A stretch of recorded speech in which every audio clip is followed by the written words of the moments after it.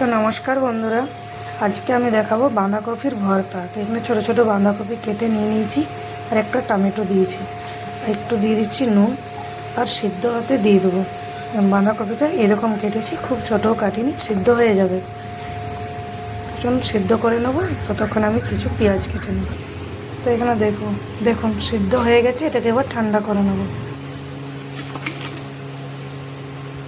তো এখানে ঠান্ডা হয়ে গেছে টমেটো আর বাঁধাকপি দুটোই মিক্সারের জারে ভরে নিয়েছি, জল দিব না, পিষে নেব।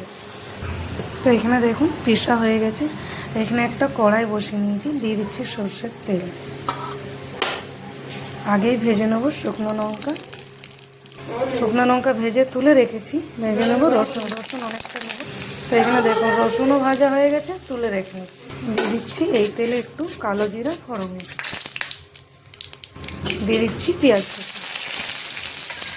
তো এখানে যে যতটা ভাবে বানাবেন সেই তেমনিভাবে সব জিনিসের কোয়ান্টিটি বাড়িয়ে দেবেন। যেমন এখানে আমি একদম একটু কফির বানাচ্ছি, এই জন্য আমি একটু জিনিস নিয়েছি। যেন পেঁয়াজ একটা নিয়েছি, রসুন কয়েকটা নিয়েছি, শুকনো লঙ্কা নিয়েছি। আর যদি ঝাল বেশি খেতে চান তো কাঁচা লঙ্কা ওর সাথে বেটেও দিতে পারেন। তো এখানে দিয়ে দেবো একটু হালকা নুন।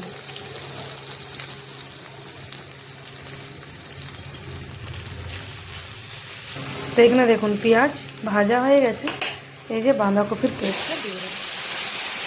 এইখানে শুকনো লঙ্কা আর যে রসুন ভেজেছি ভালো করে মেখে নেব।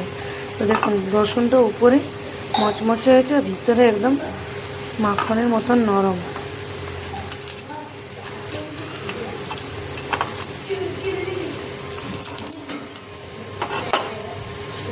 এখানে দিয়ে দিচ্ছি একটু চিনি, এবং ভাজাতে এরকম হয়ে যাবে, একটু আরও দলা পাকিয়ে যাবে।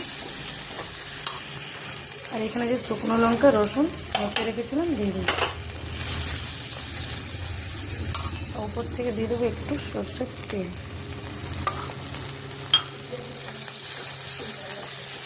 তো এখানে দেখুন ভাজতে কি সুন্দর ডলা পাকিয়ে গেছে। এইভাবে ডলা যখনই পাকাবে তখনই জানবেন ভাজা হয়ে গেছে। কড়ার পুরো লাগবে না, ছেড়ে দেবে। তো বাঁধাকপির ভর্তার রেসিপি আপনাদেরকে কেমন লাগলো আপনারা কমেন্ট করে নিশ্চয়ই জানাবেন।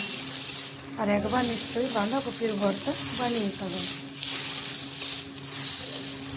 বলুন আমার বাঁধাকপির ভর্তা হয়ে গেছে। তো রেসিপি ভালো লাগলে লাইক সাবস্ক্রাইব নিশ্চয়ই করবেন। ভালো থাকবেন, সুস্থ থাকবেন।